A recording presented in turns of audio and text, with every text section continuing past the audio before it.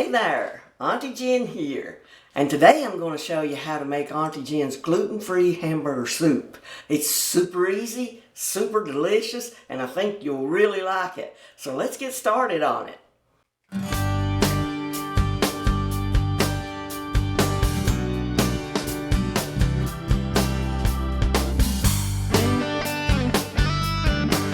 These are all the food items you'll need to make Auntie Jen's gluten-free hamburger soup.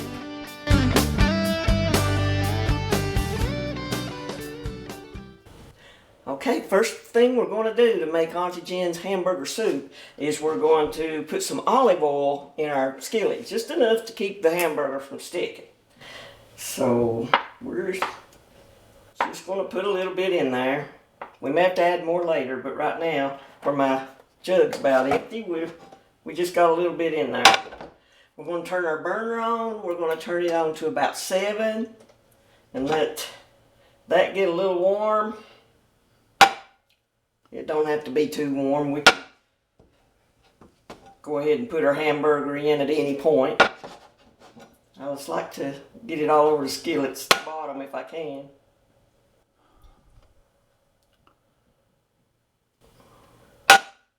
Okay, that's probably good enough. Alright, now we're going to add our hamburger, and this is the grass-fed organic ground beef, and it's really good. So we're going to put this in here. Okay, get in the corner. Alright, now I'm going to wash my hands because I've touched this hamburger package, and I'll be right back. Okay, we're back. Our hamburger's already started to fry just a little bit while I was washing my hands. And what we want to do is, you probably want to put some salt on your hamburger, just salt it to whatever taste that you like on your salt. I like quite a bit of salt on my hamburger. I'll probably salt it a little more here in just a minute too. But then we're going to take our little drainer spoon and we're going to start chopping up the hamburger meat.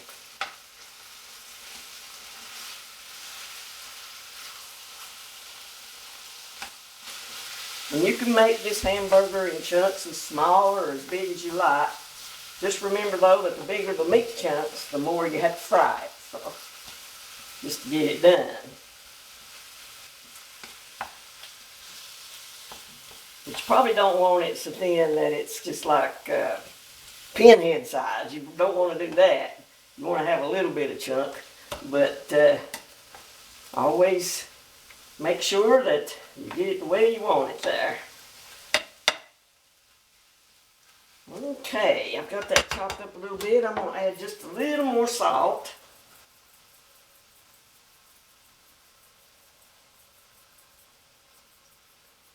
And since that started frying now, I'm going to turn my burner down to about the 5 level so we don't burn our hamburger meat. And while that's cooking, we're going to add our Veg-All original, this is the 7-in-1 mixed vegetables, no salt added.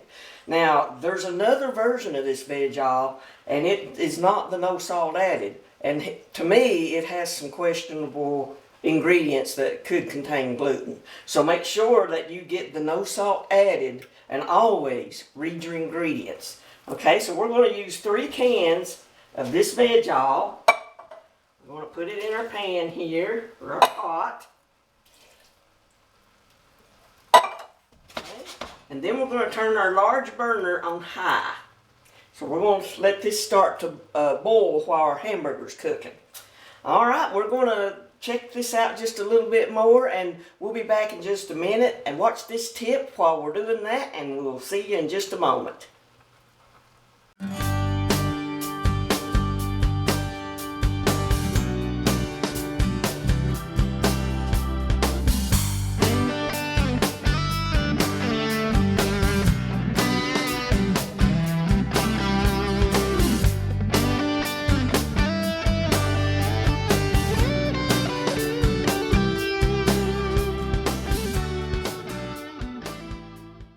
Okay, our hamburger meat's been frying a few minutes. It's frying a little slower than I want it to, so I'm going to turn up the heat just a little bit to about 6. So it'll start frying a little bit faster. So we'll try it on that. And you can see it's starting to get a little brown. Okay, our veggies are starting to bubble a little bit, so we're going to take our ladle and stir them up just a little bit, just to mix them around. Make sure they get heated through and through. So I'm going to stir it just a little bit. It's starting to smell good. Okay, stir that around a little bit. We're going to fry our hamburger till it gets a little bit browner, and I'll be back in just a minute. Okay, our veggies, as you can see, they have come to a bubbly boil. So it's getting done faster than my hamburger. So I'm going to reduce this heat down to about 3 just to keep it warm until our hamburger gets done. So we're going to do that, and we'll stir it around a little more just to get that heat even out through the veggies.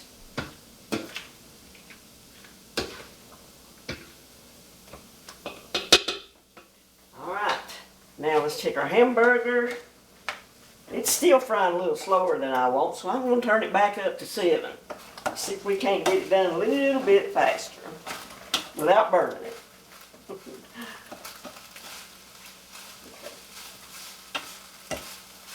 We may have to turn it back down a little bit if it starts to burn.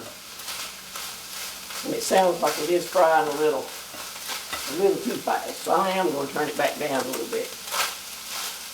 Okay. As soon as our hamburger gets done, it'll be ready to go into our pot. And as soon as this gets done, I'll be back right with you, okay? Our hamburger's trying to stick to the bottom of our pan. So that means we need to add a little bit more olive oil. Not quite done, the hamburger's not quite done yet, so we want to make sure we keep that from sticking. So let's add just probably another tablespoon of olive oil in there and stir it around a little. You can see it's kind of trying to stick to the bottom, so we want to make sure we get that loose before it gets too burnt.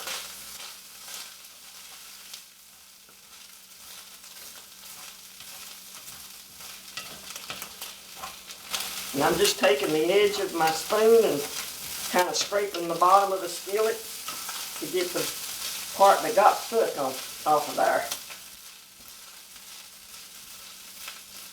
And I'm going to add probably another tablespoon because it still looks dry. So let's do that too.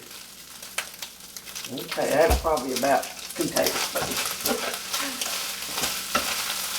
Okay, that should get us through to the final process.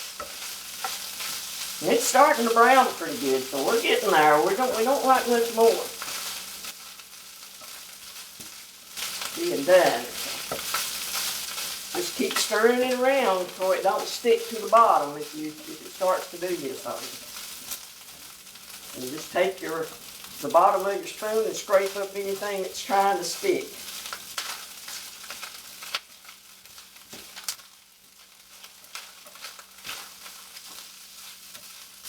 And you see it's getting brown. Starting to get there.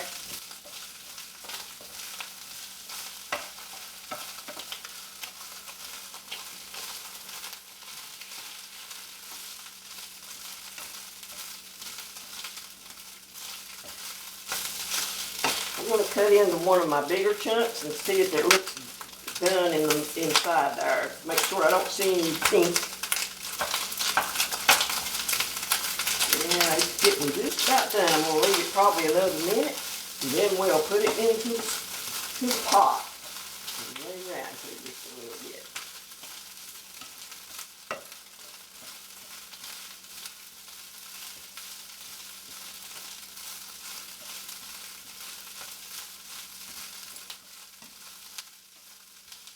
Yeah, at this point you probably want to just continuously stir it till it's done. And you can see it's getting pretty brown. So I believe it's about ready to go into the pot, so that's what we're going to do next. So I'm going to turn my burner off, and we're going to add this over into our veggies.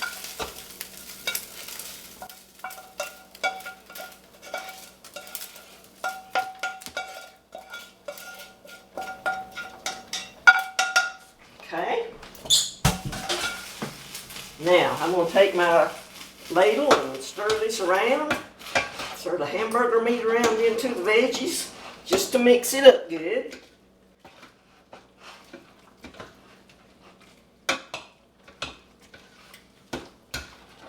And you can see that's pretty well mixed together. See what I got there? Okay, now we're ready to add our tomato juice. So we're going to take this whole jug of tomato juice and put it in here.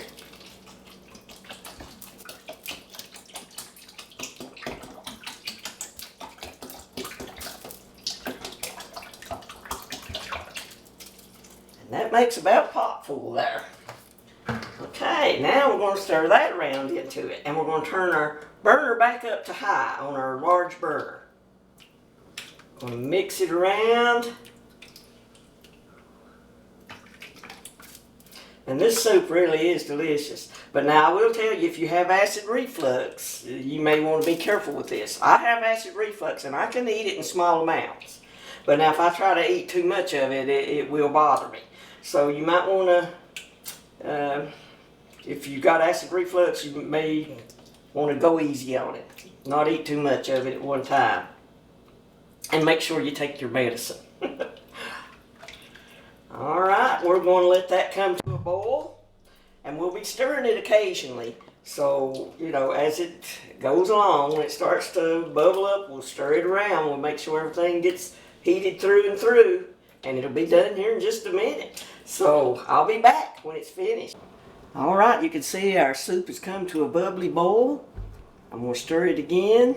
I've been stirring it all along, so, you know, you definitely want to do that. So, it looks like it's just about soup. Now, this is a meal that you can cook in less than 30 minutes, because I started at about 15 to 5, and it's not quite 10 after 5. So it don't take a long time to fix this either. So that's a good thing about this soup. Alright, it's done now, so I'm going to put it in a bowl, and we'll be back in a moment, and I'll show you what it looks like.